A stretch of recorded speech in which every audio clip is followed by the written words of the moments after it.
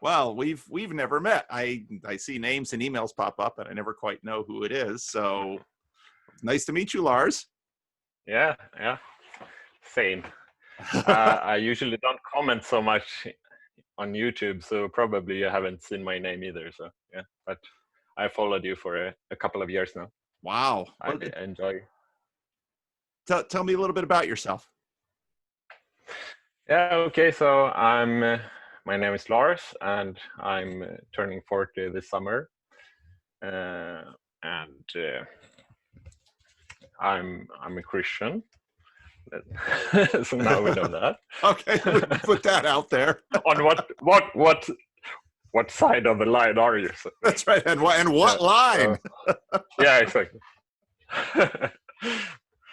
So I grew up in a small town in Sweden, in Northern Europe. So it's not Switzerland, it's Sweden. Well, your name is Lars, so it's a pretty good guess that you're Scandinavian. I have a nephew named Lars, so. Oh, really? Yes. Yeah. So I grew up, and my parents were Christian. They are Christian, and we are 5 children. And so basically, the 2 oldest, they grew up in the church, kind of, and the 3 youngest, I'm number 4. So we kind of, when you're old enough not to go to church, I stayed at home basically. I played football, soccer, and basketball, and I enjoyed computers and stuff like that, you know. And so then my older brother, so number 3, he decided to get baptized, and then he went to Bible school for a year. And I always looked up to him. So he was the guy with the good grades and so on. And he decided to become Christian. So that's like, okay. So then I thought that, okay, I need to look this up, basically, look into this. So you can just interrupt me whenever you want if I start rambling. So no, I like rambling. That's why I do it so much. Oh yeah.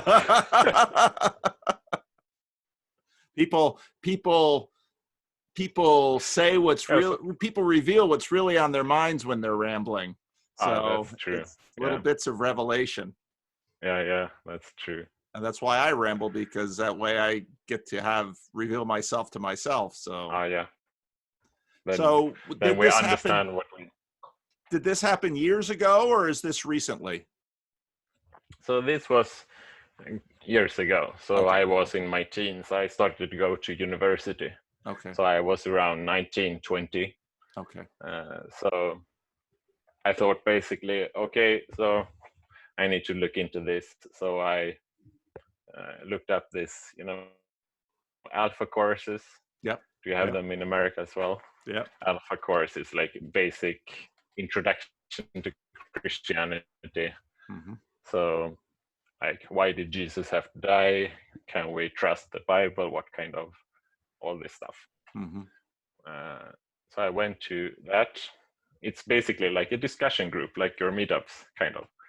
So it's you eat together first, and somebody gives a short presentation, and then you talk and discuss together in a group, basically. So it's usually mixed on Christians and Christians, usually a mixed group. So at least for me, yeah. Okay. Now, when you stopped going to church, did your parents continue to go to church without you? Yeah. Okay. Especially my mother. My father sometimes go. Now they are quite old, so. But my mother has been very active, and my father always watches the sermon on TV. Okay. Yeah. Is our churches still meeting in Sweden right now, or have they stopped because of the virus? Yeah. So basically, I think all churches have stopped meeting. So in Sweden, it's like the government that says up to 50 people can gather. So some countries criticize Sweden for being too like not firm and strict enough, Mm-hmm. but they are basically telling people not to meet each other. So most Okay. churches don't have service, I think. At least not Okay. our church that we go to. Okay. So What did you study in university? I started out with computer science, Mm-hmm. but then after like 2 years, me and a friend of mine, a classmate, we thought that, oh, we should take a break and study something else. So there was this 1-year program in Japanese. So Oh. sure, let's try that. So we did that. And I noticed that that's a lot more fun than computer science. So I continued to study Japanese, and then I went to Japan for like this kind of language school, like for a few months, just to practice your to speak and so on, Yeah. conversation. And over in Japan, I met my wife at a little church in Japan. Wow. That's so cool. So, yeah. Yeah. That's such a cool story. Now, what career path did you finally settle on? Oh, so I met my wife Mina in Japan, and then we had like long distance relationship for a couple of years. Yeah. And so I thought that if I'm going to move to Japan, I have to be able to work, have a job in Japan. So basically, maybe English teacher. I don't know. Usually, people go to Japan to become an English teacher. But Yeah. I'm from Sweden, so that's not. You cannot become a Swedish teacher. So I started to study English at the university here instead. Oh, okay. So, but now my Swedish dialect has gotten back. So now I No, sound I'm Swedish amazed that all the Europeans I talk to, your English is just phenomenal. It's amazing to me. Yeah, so I started to more study language basically. Okay. So I became a language major, and Okay. I've been working like in the subtitling business for TV and so on for Really? maybe 12 or 13 years. So Yep. you take English language programming and you subtitle it in Swedish, or how does this work, or the other way around? Yeah, so I translate like English shows or Japanese shows into Swedish. So Oh. usually you translate into your own language because then you know the like nuances and so on. Yeah. Even if you understand the English or Japanese, but you know your own language much better because you have to find, especially in subtitling, it's not like translating because you have to fit within like 37 characters and you have to adjust to reading speed and so on. So you cannot translate everything that people say. So you have to try to make it as short as possible without people noticing that you're actually deleting quite a lot of the conversation. Wow. That's fascinating. People only notice your job when you make mistakes. So yeah.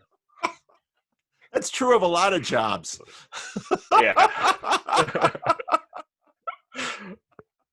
So yeah.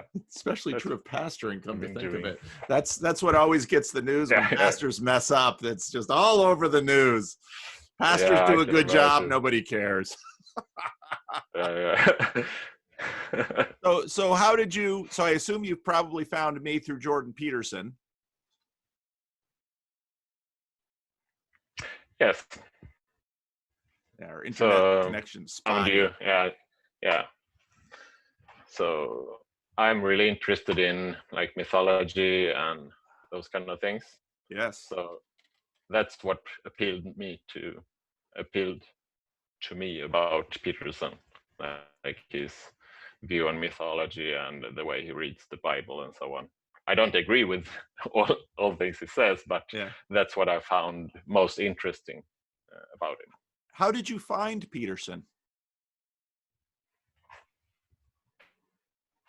Actually, I don't remember because I don't watch that much like stuff about politics and so on. So, but somehow it showed up in my feed. Okay. So Okay. it was around the time when it blew up with the C16 and after that and so on. Yeah. Yeah. And then you got interested in the mythological aspect of what he was doing. What do you remember? What videos first caught your imagination in terms of his stuff? I think it was his biblical series. Yeah. Okay. Yeah. But also overall his way of thinking. I've been digging into a little bit like Joseph Campbell and the hero's journey and so on.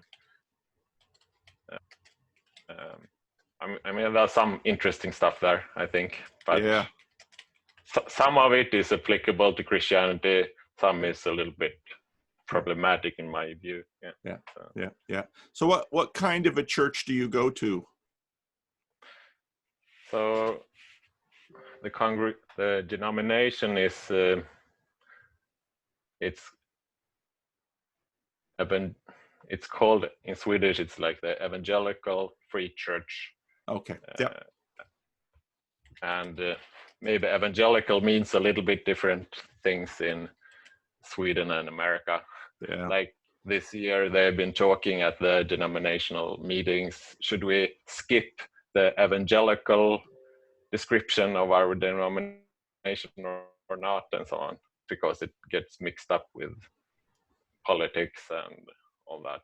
Yeah. So it's basically between liberal theology and we're not completely liberal theology, and we're not completely fundamentalist. We take the Bible seriously, but we have to read it with historical context, all of that. So in that way, we are evangelical. So, well, in the United States, we usually call it the EV free.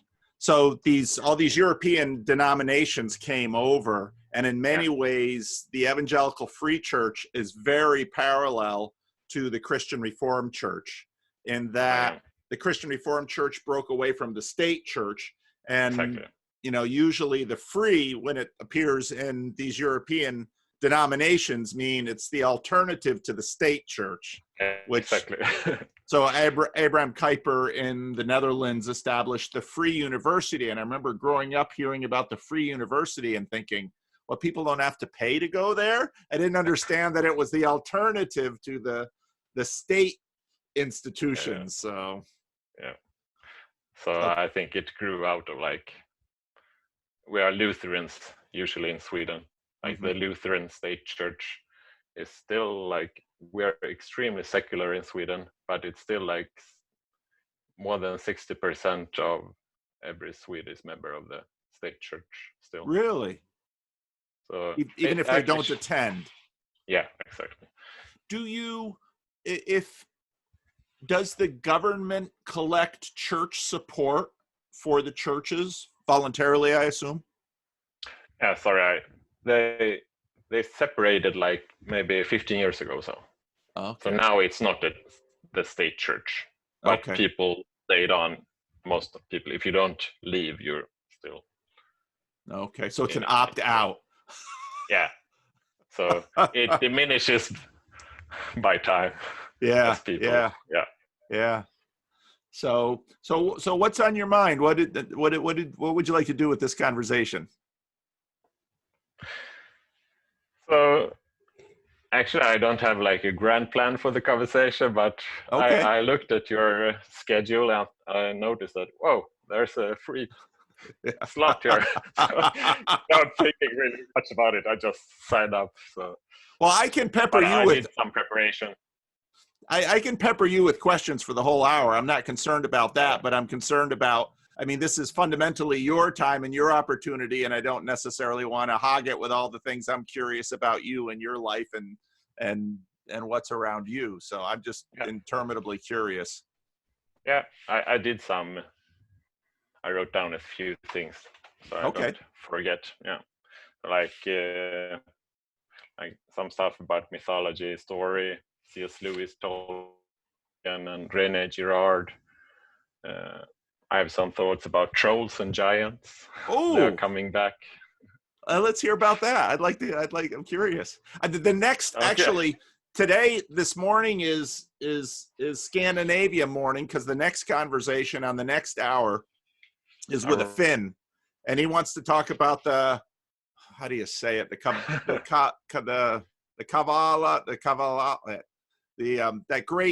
That great Norse epic that Tolkien and many yeah, the others have loved. Finnish, yeah. Yeah. So I'm going to talk to him about that. We've had email conversations before about it. So I'm really curious about the Scandinavian take on all this stuff. Uh-oh, did I lose you? Yeah, sorry. Oh, that's okay. My mic fell out. Oh, okay, good. Do you hear me? Yep, Yeah. yep. So yeah, why don't you start with giants and trolls? That sounds like a great topic. Yeah, so basically I think that I'm no expert in this field, but as I grew up, I watched a lot of this children's show about Greek mythology, and I watched it like over and over again. So when I grew up, I kind of realized how much those kind of things shape you and your interests and so on.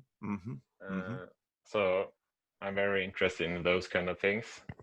So I think that, like, my take on it is that, like, in the Enlightenment, they you remove all the superstitious stuff, like, to mythology. You put it in this box, mythology, and then you don't have to care about it and so on.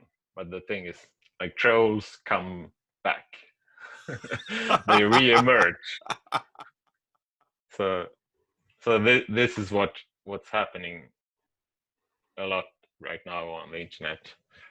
I mean, it started with the fishing term, trolling and so on, but quite quickly it turned into a mythological creature as it was in the past. And those kind of things, they blend together and create a new creature, so to speak.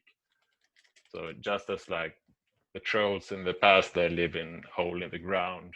Now people talk about trolls living in the basement of their mothers and so on, and they're hiding beside the roads or on the bridge and so on in the past, and now they're in the digital highways, like jumping people and so on. And so I don't know where I heard it, if it's what is it Owen Barfield that talked about Odin,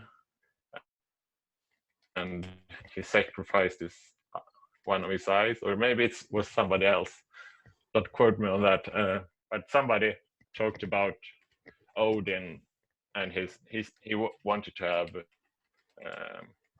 the runes, like the power, magic power, and the wisdom. He wanted to drink from the well of the wisdom and so on. And so he had to sacrifice himself to himself or for himself. It says in another version, he hangs himself on the well tree and so on, and then he gets to this power. But he sacrifices one of his eyes. So this is, I think it was Owen Barfield that said it. That's straight from the mythology. Yeah. So when modernity comes in, I mean, you remove one of your eyes, you remove the participation, and then you get the power, and that's like technology. So magic and technology, as a lot of people have talked about, it has similarities, like you manipulate and control your environment. And so this, in Swedish, magic is called trollcraft. So you have witchcraft in English, but it's trolldom, trollcraft. So it's what trolls do. So man, you that's fascinating. Yeah, I think so. And so, for example, you have in Scandinavia, it's usually a troll mother exchanging a human baby for their own troll baby.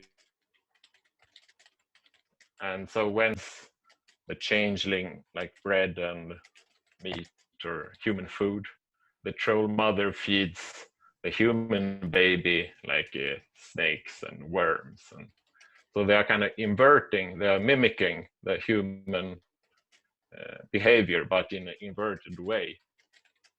And it's like that with the magic, the new magic of the trolls as well. It's usually like sarcasm and irony. So you invert the truth or twist it in ways. So you usually imitate people, but twist it like to manipulate them. And you had this guy, Nick, on your channel like a year ago or so. Yep. I really like what he said about, because he was into trolling, right? In some kind of trolling community. Yeah. I'm not into those kind of things, but I found it very interesting that he said that they used irony and sarcasm to manipulate people, because it gets you power to manipulate people. But the thing is, if you're always ironic and sarcastic every day, all the time, he said that one day you wake up and realize that you're not ironic anymore. So you sacrifice yourself to gain this power, but in doing that, you're twisting yourself. So yeah, that's really helpful. That's really helpful. Yeah, and as a Christian, I connect this to the Bible stories. So human beings are created in the image of God and in the likeness of God, but we twist ourselves and distort ourselves so we don't resemble God anymore. We lose the image of God, or at least we lose the likeness. So it's like these mirrors at laughing mirrors. Do you call it laughing mirrors? Yes. Yeah. Yeah. Funhouse mirrors. Funhouse mirrors. Yeah. So we kind of become like that. We get twisted, and so I think that the Christian way of thinking about this is we are actually the trolls. So, and to realize that, because it's common that you say that, remember that there's a person behind the screen and so on, a person behind those words. But you also have to realize that I am also one of the trolls, basically. So fallen, it's like another way of speaking about fallen humanity, but in different words, so to speak. So yeah, that's really good stuff. That's really good. You do watch Jonathan Peugeot's channel too, right? Yeah. Because this, of course, all this stuff is right up Peugeot's alley, and that's really helpful. I've been waiting for him to talk about trolls and giants. But I'm going to put a bug in his ear. Whether or not we save this, whether or not we share this publicly, I'm going to want to send this to him, because that's really helpful stuff. Because, why do these things? So the trolling, I mean, and in English, that kind of trolling is spelled differently, but why did that trolling of kind of luring people, why does that then, morph into, and that whole thing about the troll mother exchanging the babies and the inversion, that's really good. Yeah, you can actually I'm not so sure if you can see it now, because Google have like kind of cleaned up their algorithms probably, but at least before, when I did this a few years ago, I search for trolls on like the image search on Google, and then you can sort it by year. So you can see what the popular image of a troll is by year and how it has changed. So it goes from the first earliest years, I don't remember when Google started to do this, like 2005 or whatever, then it was still kind of this kind of like troll from Lord of the Rings, that kind of like the usual troll, but it slowly turned into this little guy sitting by his computer, but he turns green, and he's like, they are blending those two together, so it creates something new, but it's still the same, but in a new era, so to speak. Wow. But it says something about human beings, I think. Yeah, yeah. Now, how are giants and trolls related or different? So this is just my theory. I haven't seen it anywhere else, but when I did my what do you call it, like major thesis, or when I graduated university, like the final thesis, yeah. I wrote about, I compared the translation of mythological creatures in Lord of the Rings. I compared the Swedish translation and the Japanese translation, because like the English and the Swedish mythological worlds, so to speak, are very related, and also the actual stories borrowing most of the stuff from German and Scandinavian lore and so on. And the Japanese mythology is very different. So how does this compare when you translate? If you have to translate a troll, are you going to make a loan word, create a new word in Japanese, or are you going to use some pre-existent creature and bring in a new kind of aspect to it? But it creates a dissonance if it's too different and so on.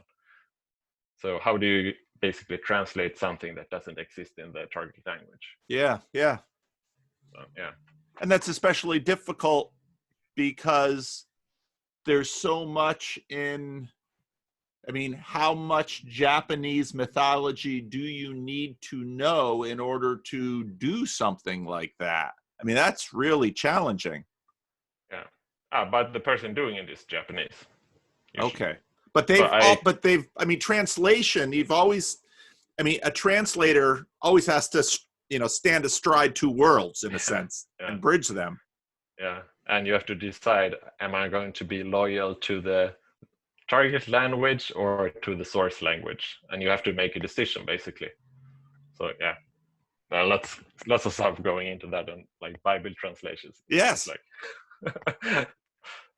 I have a question about that later if you want. Okay. Well, but that's so interesting to me too, because, people, when they talk to me, they'll say, well, they try to figure out what category I fit into. And I always say, well, I'm a pastor, and part of being a pastor is a preacher, and part of being a preacher is that bridging, because you have the Bible, and then you have your zip code, as we say in the United States, your contemporary local context, and you're always trying to bridge these two. So there's a lot of that same type of thing that you have to, and I'd never thought about the details of subtitling in the demands of translating that puts on, because of course you can't pause the movie and have this whole paragraph delineating the nuances between the two worlds. And I can do that as a preacher. As a subtitler, it's like, the lips are moving, you better have something down there. Yeah. And also it's different from translation, because if you read a book, you can like create the world like in text, but in movies you watch something, and if it doesn't match with what you read, you get like a dissonance. Like that, not a troll, the Japanese would say, maybe, if you translate it directly or use it as a loan word and so on. Yeah.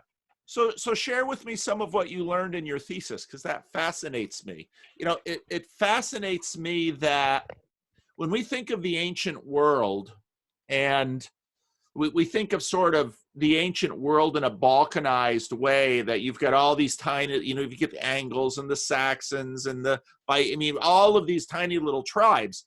But as you noticed, and as Tolkien and, you know, there was a lot of passing things around between these worlds. And so even though it is balkanized, it's also connected. But of course, when you get to Japan, wow, now you've got a big separation. So share with me some of your thesis. That fascinates me. Yeah, so I don't remember. It was like 15 years ago. So, well, you remember some of it. Yeah, some of the stuff. So there's one difference.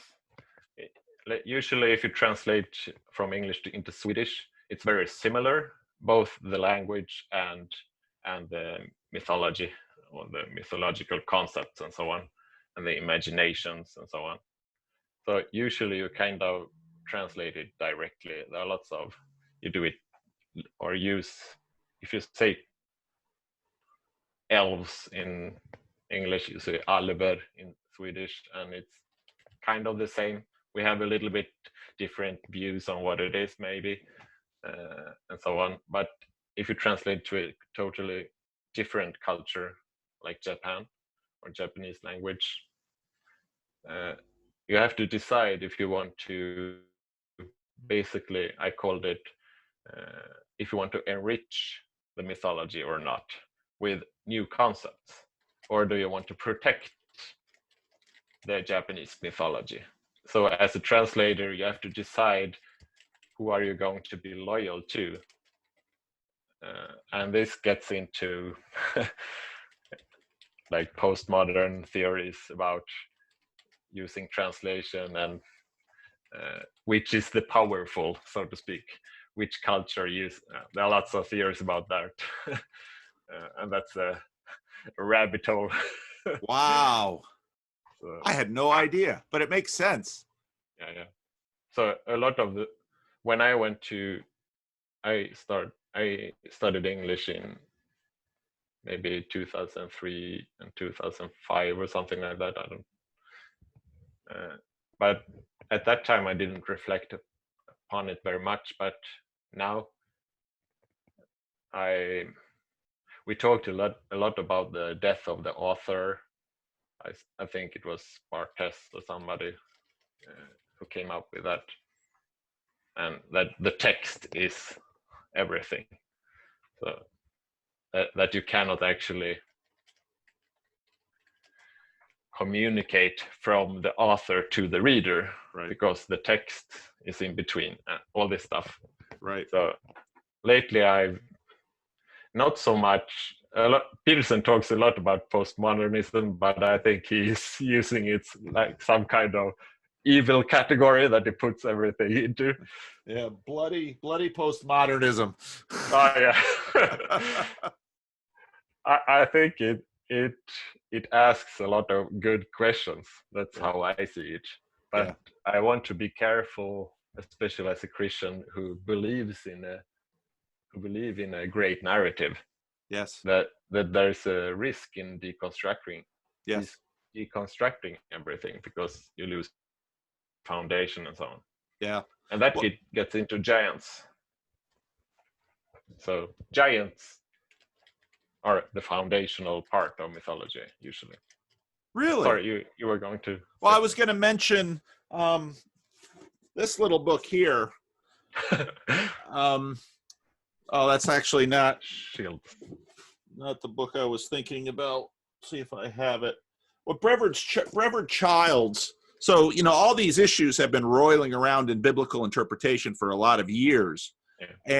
And Brevard Childs decided this is a major movement in at least English language hermeneutics, because the fashion before him was the deconstruction of the text. We're going to split the Old Testament up into the Yahwist and the priestly, and, you know, and all of that source criticism. And he basically said, you know, reading the text as canon. So you read the text as the text, and you, in a sense, you worry not so much about the sources and the authors, but the text The as narrative. such, right?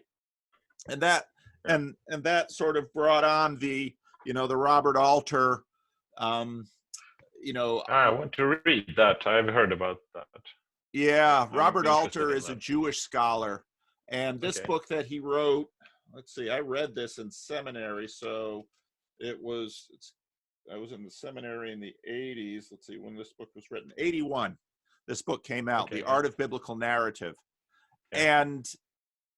And he basically, the modernist deconstruction destroyed the Bible, Yeah. or at least made it inaccessible to the church. Yeah. And this method of the Bible as literature, as narrative, the Art of Biblical Narrative and the Art of Biblical Poetry, suddenly biblical scholarship was useful again because it connected to life. And so it's fascinating how these things have been roiling through lots of different areas, but also in my area in terms of biblical studies and the church and all of that. So and all of these questions, authorial intent. Sometimes you look for solid ground and you say, well, authorial intent is solid ground, and because you look for something that you can actually gain access to. But then, especially with Christianity, which, unlike Islam or Judaism, Christianity is done in translation. The Bible of the church, the early church, is a translation of the text. And so this sort of sets Christianity on this path to be, it's kind of a shape-changing religion in some ways, because it keeps infiltrating other cultures. It transforms everything that it touches, basically. But then the question is, how can it keep its own narrative thread and not lose itself in translation? So I mean, all of these issues abound, and so it doesn't surprise me that someone's work like Jonathan Peugeot's work would come back into fashion, because in some ways symbolism is a proto-language, and it's a universal language. And that's sort of, where Peterson with, Jung and psychology tries to get at, what's the layer beneath the symbolism. And so Peterson in his early biblical, we act it out, and then we represent the acting out symbolically. And so, it's just sort of building the steps that go into this. So giants are foundational. I'm really curious about that statement. Okay, back to the giants. I have a question about well, do that first so we can get to giants in a minute. Yeah. Let's leave the giants for a while. So I think what was it? Yeah, about the glory of God. I think you talk quite a lot about the glory of God lately in your videos, and I found it. I wrote. Did you read my email? I'm studying theology right now, so since 2 years. So I'm changing. I'm studying to become a pastor. Really? Oh, congratulations! Yeah. Let's see. Maybe it didn't. Google has not been kind. Never mind. To me lately. I didn't write the question in the email. So. Oh, okay. But I thought about the glory of God a little bit lately. I wrote we have to write like essays about different things. So in biblical theology, I wrote about the temple in the historical books. Oh. So I looked at how, like, it says I looked it up here, just like in Exodus with the tabernacle, it says like this. I wrote it down here. When they kind of after they complete the tabernacle, and then the cloud covered the tent of meeting, and the glory of the Lord filled the tabernacle, and so on. And in First Kings, the same thing happens with when they build a temple. So they Yep. use the same language, and the priest couldn't perform the service because of the cloud. It was Moses couldn't enter the tent, and the priest can't perform the service, for the glory of the Lord filled his temple.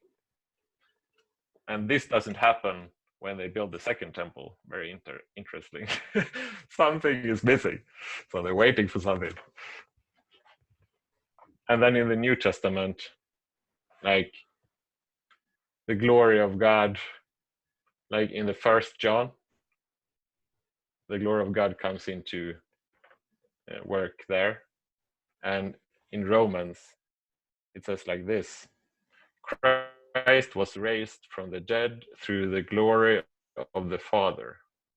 But then two chapters later, in Romans 8, and if the spirit of him who raised Jesus from the dead is living in you, and so on. So it's the spirit raising God in chapter 8, but it was the glory of God raising him in chapter 6. And this God comes dwelling, his glory is filling the temple, the dwelling. But Jesus is the temple, and then the church, and so on. Jesus is dwelling in us, so to speak, when we are in Christ, when we're being given the Spirit. So there are very similar themes about the glory of God and the Spirit of God. Yes. And so I looked up what the glory of God means. So like in Hebrew, it has something to do with weight, like the heavy or weight or something. Kavod. Or worthiness, something like that. And in at least Latin, I think it's the same in Greek. I don't know Greek. Like glory is something brilliance or something visual, basically. It's shining. Shining. Yep. And in Swedish, I think it's the same in German. Swedish is härlighet. So lordliness, if you translate it directly. So it has to do with lordship. Interesting. And a classmate of mine, she's from Myanmar, Burma, from the Karen people. And in her language, they translated it more something to do with honor or honorfulness or something. Yep. So it's like we have this translation issue again. How do you translate something divine into human? And that's Christ is the bridge, that he's translating the divine into human language and human body. But from language to language as well. So, and then we have this blend between the Spirit of God and the glory of God that is kind of mixing sometimes in some Bible verses. So could you, I would like to hear your opinion about the glory of God. Well, I'm happy. How would you describe it? Well, so in English, glory. So one of the things that so I was actually in a video that I hope to make this afternoon. I'm going to be talking a little bit about Isaiah 40, because I was thinking about the end of history. That's one of the sermon songs? No. It's not going to be a rough draft for a sermon, because I've been thinking about, my last few videos I've been talking about the Weinsteins and really their end of history theme that they've been developing. And so in Isaiah 40, you get a very common Old Testament refrain that what is a human being? A human being is like the grass of the field. And then in Isaiah 40 it says, and our beauty is like the flower of the field. Okay. And I noticed, I was just reading an English translation, and I noticed there was a little footnote by beauty, and I thought, okay, because whenever you see a footnote from a translator, there's an issue here. There's an issue here. So then, flip over to the Hebrew, and I was really surprised because it's the Hesed human beings are like the hesed of the flower of the field. And hesed is a very important word, because hesed is often in the King James translated loving kindness. It's a loyalty. Now, loyal and royal are very close in English, the oil. And so hesed is this loving kindness. It's a generosity. And so now, and I love how you laid this out, because with glory, so many things are connected.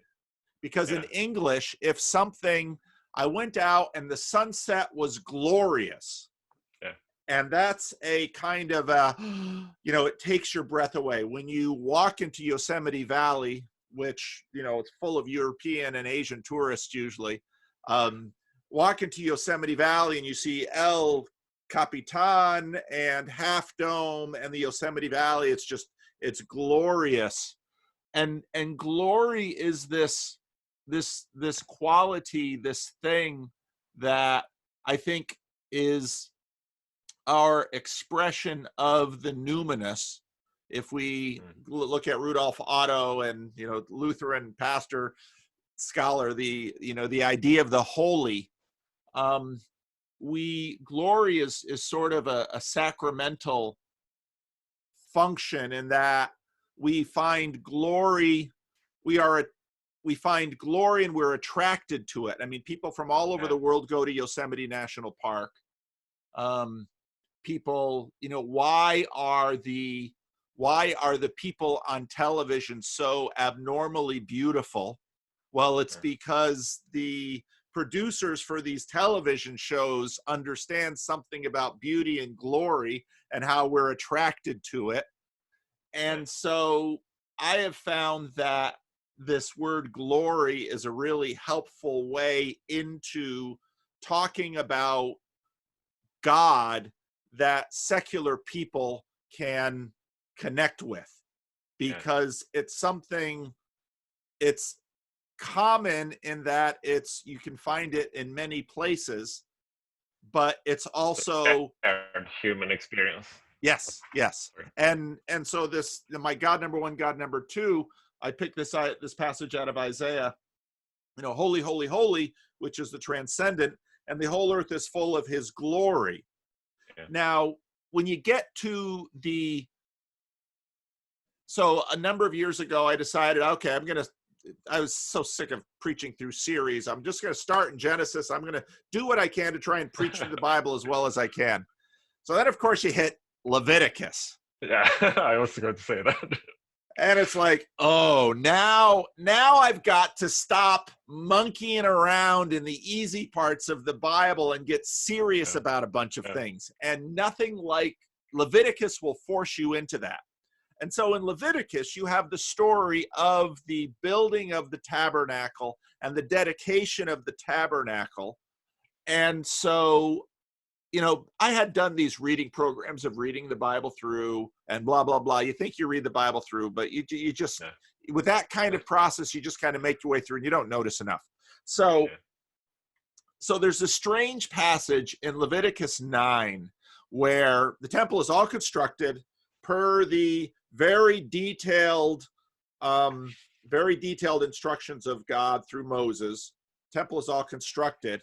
And then it's time basically I liken it to turning on the nuclear reactor, okay? Because in some ways, that's what the tabernacle is. It's like the nuclear reactor in a naval aircraft carrier. It's the heart of it, but it's also radioactive, because what happens so often in the Old Testament is God breaks out of the tabernacle. It's kind of the containment unit. Well, it's time to get it started, and you've got the altar and you've got the tabernacle, but you've got no fire.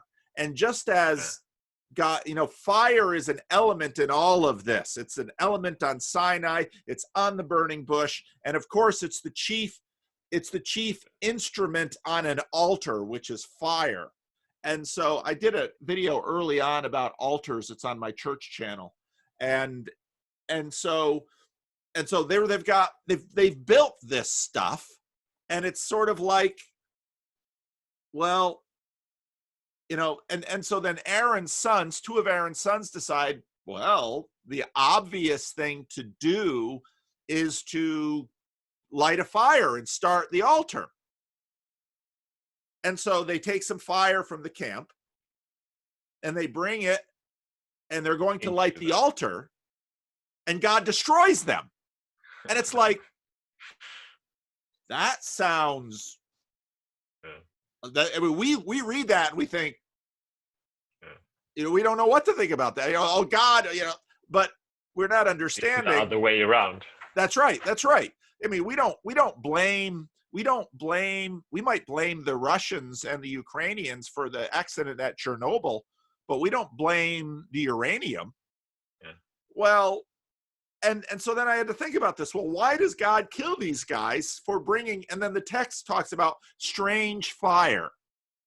And then what happens basically is the glory, the cloud of God comes out of the tabernacle, lights the fire, and then the instruction is keep the fire lit. Well, what is that fire? That fire is God. The presence of God. The presence of God. Of course, it's not all of God, but so then what is a sacrifice? Well, you take the animal, and then the head of the household lays his hands on the animal. And in other words, the sin is transmitted from the family into the animal, and the animal goes into the fire, into the presence of God, and the animal is consumed. Because, I mean, and again, if you read all these Old Testament passages, it's all one symbolic, symbolism, again, is sort of the language.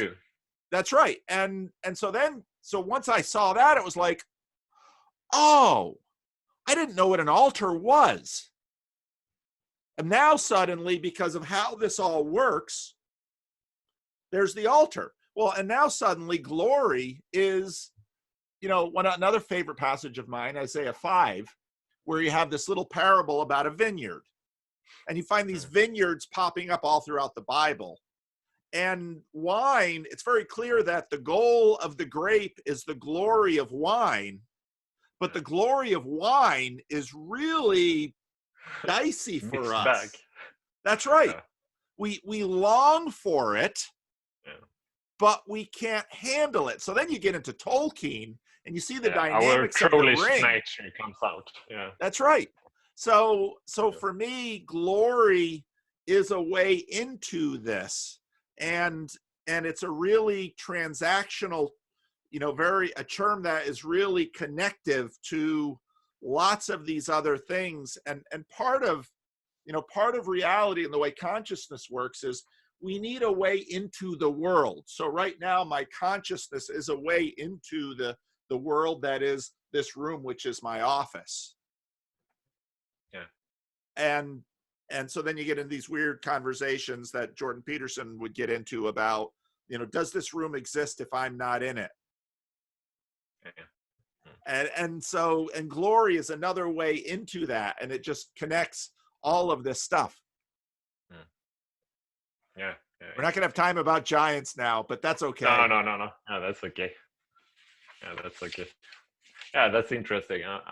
Right now I'm reading Rene Girard and so on, so I'm writing an essay about sacrifice, so in the Old Testament. So that's interesting to hear. So many of these concepts, I mean, part of what we do with language, and especially with action, is we take a world and we particularize it. And that has to happen, because it's not real until it's particular. Yeah. But it's also interconnected out to everything. And so, again, you've got the one and the many that that we're always dealing with. The eternal problem, Yeah. And it can't be, it can't be helped. And in a sense, consciousness is, a connection into that, because consciousness is one. I can't really multitask. I can just task switch. Yeah. But it connects me to the many. And so it's a perpetual thing. Shoot, we're out of time. This has been fun, though. Yeah, thank you very much. So do I have permission Time. to share this, or you want to see it first, or because I would love to share this. This has been a wonderful conversation. Yeah, sure. Go Okay, ahead. good. My ramblings about trolls and stuff. Don't worry about the trolls. I don't. Yeah. I've been blessed in my YouTube channel that the trolling hasn't been too bad. Yeah, I really enjoy that. That So thank you so people are. much, Lars, for reaching out, and you get a I'll try to keep opening up slots, and I always say, you can have two, so don't be afraid to sign up for another one. Okay, yeah. All Sure. right. If I find the time. All right. Yeah. Thank you very much. Goodbye. Bye bye. Wonderful to talk to you.